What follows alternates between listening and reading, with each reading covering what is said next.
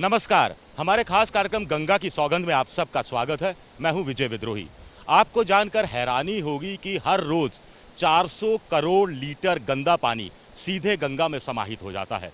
इसके साथ साथ 14,000 टन औद्योगिक कचरा भी गंगा में जा मिलता है, जिसमें ऐसे रासायनिक तत्व भी शामिल होते हैं जो कैंसर तक की बीमारी को पैदा कर सकते हैं। आखिर नमामि गंगे परियोजना के तहत क्या किया जा रहा है और क्या किया गया है, इसकी पड़ताल आज हम करेंगे।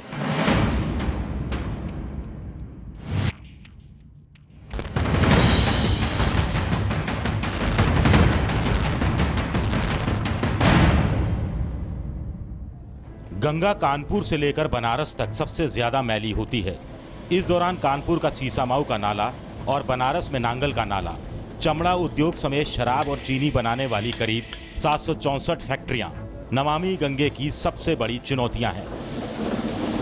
कानपुर में गंगा का सबसे बड़ा दुश्मन है सीसामाऊ नाला। इस सीसामाऊ नाले से करीब 14 करोड़ लीटर गंदा पानी रोज गंगा में इसी तरह मिलता है।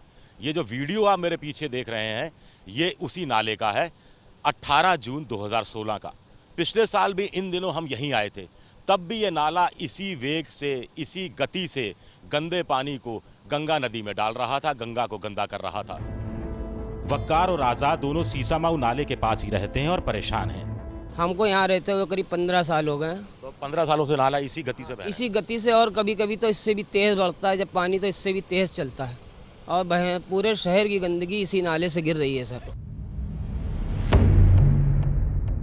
मामला गंगा कार्य योजना प्रथम चरण, द्वितीय चरण, फिर Jawaharlal Nehru urban renewal mission के अंतर्गत इसके लिए प्रयास हुए और हर चरण की समाप्ति के बाद जो है ये बताया गया कि सीसामाऊ नाला जो है वो टैप कर लिया गया है, लेकिन आज भी स्थिति पूर्ववत है। आज भी 150 mld सीवेज डिस्चार्ज सीसामाऊ नाले के माध्यम से हो रहा है। नमामि गंगे के अंतर्गत अभी कानपुर में कुछ भी नहीं हुआ, माने धरातल पे कोई काम नहीं हुआ है। हरिद्वार में ऐसे 6 छोटे बड़े नाले हैं जिनसे करीब 4.5 करोड़ लीटर गंदा पानी रोज सीधा गंगा नदी में गिरता है। मेरे पीछे जो आप नाला देख रहे हैं, पिछले साल जब हम आए थे तब भी गंदा पानी इसी तरह गंगा में सीधे मिल रहा था, जैसा कि अभी इस समय मिल रहा है।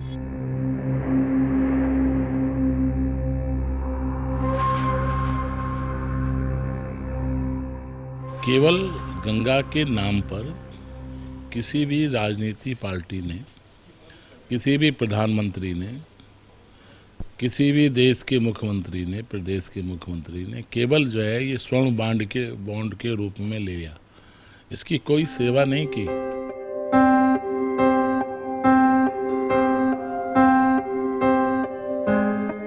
इलाहाबाद में ऐसे करीब 350 नाले हैं जो गंदे पानी को ढोते हैं, लेकिन करीब 50 बड़े ऐसे नाले हैं जिनका गंदा पानी सीधे गंगा और यमुना में समाहित हो जाता है। कोशिश की जाती है कि उनको टैप किया जाए, कुछ बजट आ जाए, तो गंगा प्रदूषण इसका काम भी कर रहा है। लेकिन जहाँ थे हम वहीं आज भी हैं और नालों को टैप करने की स्थिति, 50 नाले ऐसे हैं जो सीधे जा रहे हैं, आज भी उनको टैप नहीं किया जा रहा है।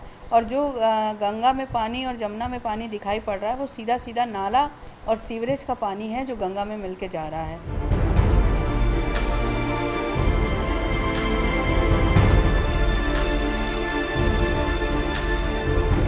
बनारस में 80 घाट को तो चमका दिया गया है, दुल्हन की तरह सजा दिया गया है, लेकिन 80 घाट से करीब 100-200 मीटर की दूरी पर हम खड़े हैं, जिस नाले के आगे वो नांगल का नाला कहलाता है। पिछले साल जून के महीने हम आए थे, तब भी इसी वेग से, इसी तरह गंदा पानी सीधा गंगा में मिल रहा था, जैसा कि इस समय आप देख रहे हैं। करीब 4 करोड़ लीटर गंदा पानी प्रतिदिन इसी तरह नांगल के नाले से गंगा में मिल जाता है।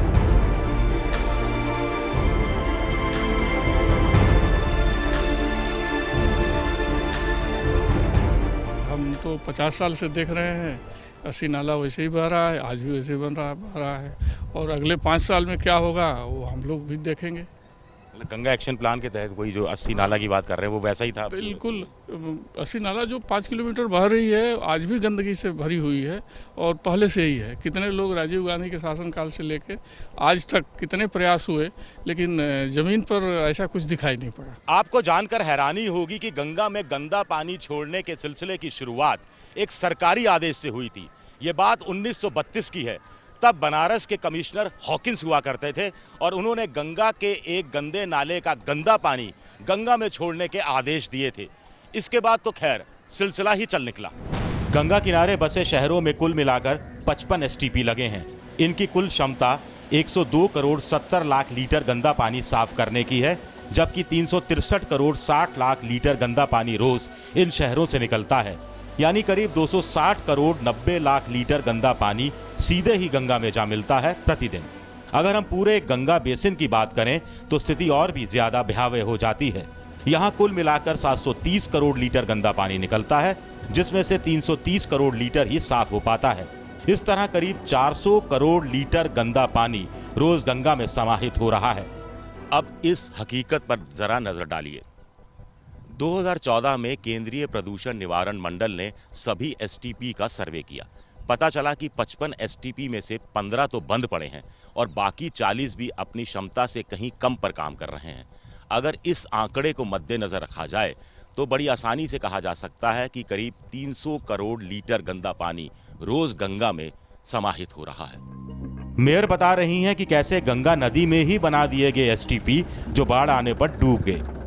कुछ ऐसी एसटीपी हैं जहाँ 200 करोड़ तक पैसा लगाया गया, लेकिन वो ना है कि क्योंकि वो बीच गंगा में बना दी गई है एसटीपी। एक बार वो डूब चुकी है, दोबारा फिर उस पर काम चल रहा है और वो भी अन्यथा ही जा रहा है। और हमारी जो इसकी मंत्री हैं उमा भारती जी, वो स्वयं आके उन्होंने देखा भी है, लेकिन फिर भी कोई काम आगे बढ़ा नहीं है गंगा प्रदूषण के द्वारा। इसी तरह हरिद्वार के जगजीतपुर में ये एक एसटीपी है। 2 करोड़ 70 लाख लीटर गंदा पानी रोज साफ करने की क्षमता है। केंद्रीय गंगा मंत्री उमा भारती ने 1 साल पहले यहां 4 करोड़ लीटर गंदा पानी साफ करने वाले एसटीपी की नींव रखी थी। जानकारों का कहना है कि भविष्य को देखते हुए कम से कम 5.5 करोड़ लीटर क्षमता वाला एसटीपी बनाया जाना चाहिए था। खैर, हैरानी की बात है कि पिछले 1 साल में नए एसटीपी का काम भी नींव रखने से आगे नहीं बढ़ा है। जगजीतपुर में काम जो है ऑलरेडी प्रगति पर है और एक पहले से जो वर्क कर रहा है सीवर जो सीवर ट्रीटमेंट प्लांट है वो ऑलरेडी चल रहा है और उसका एक्सपेंशन पर भी काम चल रहा है। That is in progress.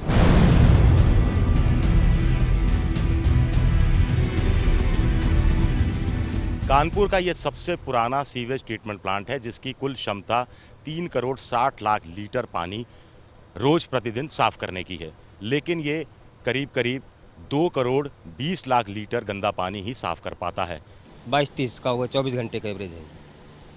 36 mld है इसका। जी, ये टोटल 30-47 हो गए, टेनरी डोमेस्टिक का मिला। तो टैनरी से जितना है 9 mld, उससे ज़्यादा वो लोग भेजते हैं कचरा। हाँ, उससे ज़्यादा आ रहा है, पानी ज़्यादा आ रहा है इसमें। हाँ, पैसे कमी होने के कारण ये पूरा काम नहीं कर पाता।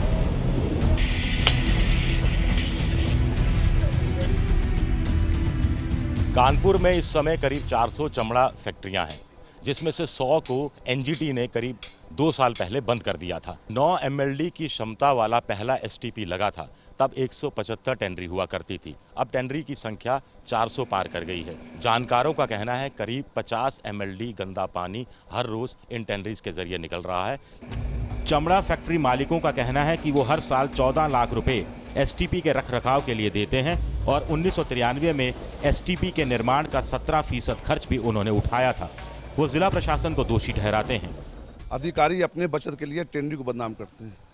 कानपुर में पूरे कानपुर तो देख लीजिए, उमा भारती जी ने देखा कि सारा शहर का पानी गंगा जी में गिर रहा है और एक नाले भी अभी तक गवर्नमेंट ने टेप नहीं किए।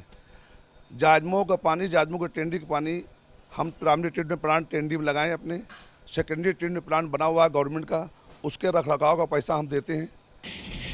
उधर जानकारों का कहना है कि प्रशासन और फैक्ट्री मालिकों के बीच शेयरिंग का प्रयोग सफल नहीं रहा है।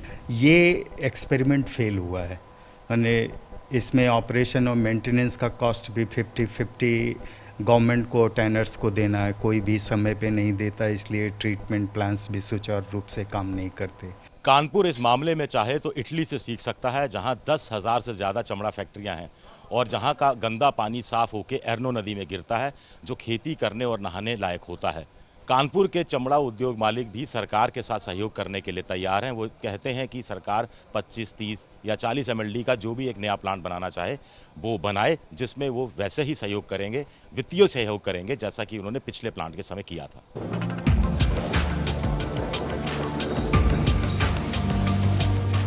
STP से साफ किया गया पानी किस तरह बेचेगी मोदी सरकार, इस पर बात करेंगे आगे एक ब्रेक के बाद।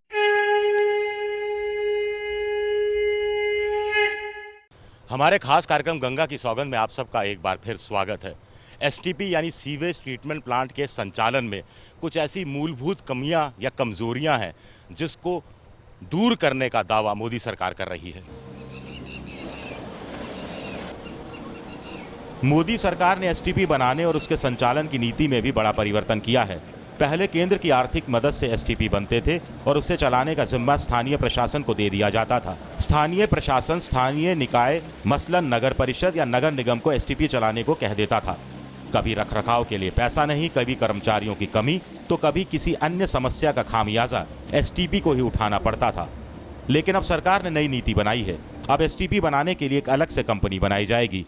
ये कंपनी STP से साफ हुए पानी को 50 किलोमीटर के क्षेत्र में रेलवे या किसी उद्योग या फिर पावर प्लांट वाले को बेचेगी और उसकी कमाई से STP का संचालन किया जाएगा। रेलवे तो कुछ जगह ऐसा पानी खरीदने के लिए तैयार भी हो गया है। पैसा ना आने के कारण अब हमारे जैसे कोई पंप खराब होता है तो वो जल्दी बन के नहीं आ पाता है, और भी समस्याएं होती बड़ी बड़ी, तो उनमें पैसा ना होने के कारण, फंड ना होने के कारण रुकने लगती हैं।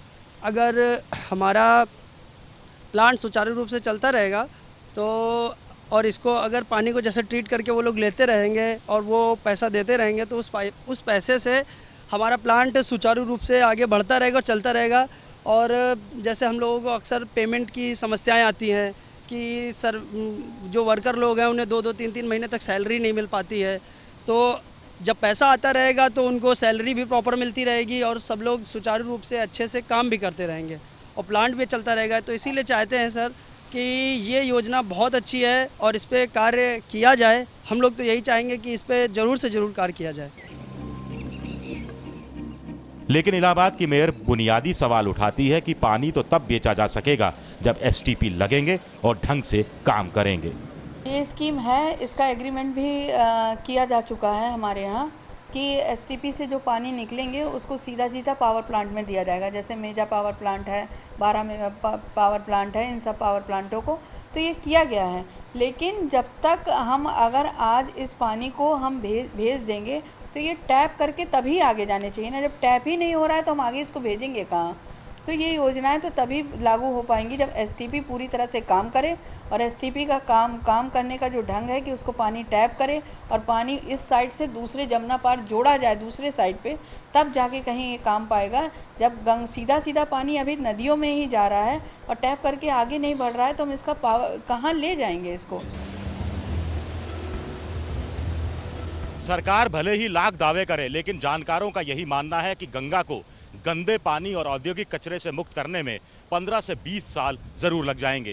कैमरामैन आशीष सक्सेना के साथ विजय विद्रोही, इलाहाबाद, ABP न्यूज़।